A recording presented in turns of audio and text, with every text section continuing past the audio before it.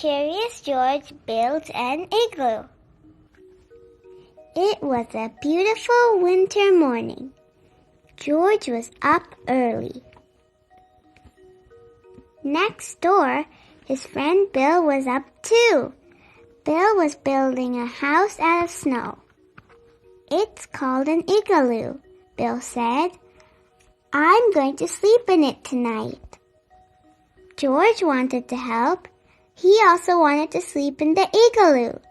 It would be a lot of fun. George tried stacking some blocks of snow. It was not easy. They kept slipping and sliding. First, you make a circle in the snow, said Bill. The snow blocks go around the circle. This makes a sturdy base for more snow blocks to go on top. Bill showed George how to stack snow blocks on top of the base. Around and around they went until there was only a hole left at the top. The last piece is called a keystone, Bill said. It keeps all the other stone blocks in place. You have to fill in all the cracks, Bill said. This keeps the igloo nice and warm inside. They smoothed out the snow blocks. Bill and George filled all the spaces with snow. George was impressed, but Bill's igloo was a little small. George wanted to build his own igloo, a big igloo that could fit his bed and some friends and maybe a party with music. George got to work. This time he made the circle bigger. He stacked the snow blocks around and around, just as Bill had taught him. George worked on his igloo until the sun went down. It was a big igloo. It even had a window. But George was a tired monkey.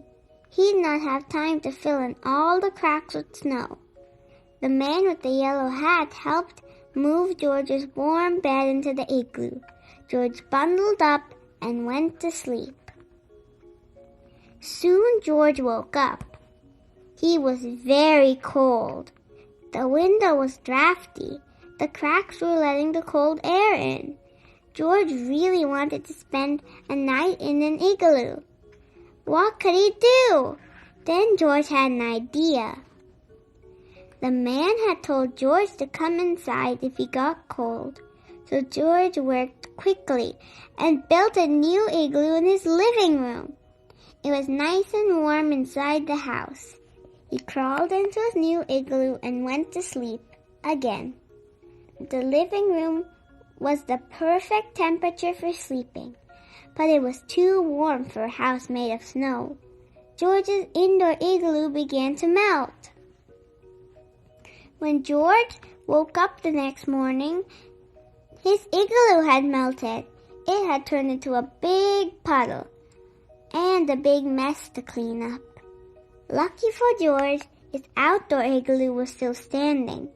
The big igloo was too cold for sleeping, but it was just right for a party. George and his friends spent the whole winter playing in this big igloo until it melted away in the spring. The end. What is your favorite part of the story? My favorite part of the story is when at the end, George's big igloo was just right for a party. Thank you for reading with me.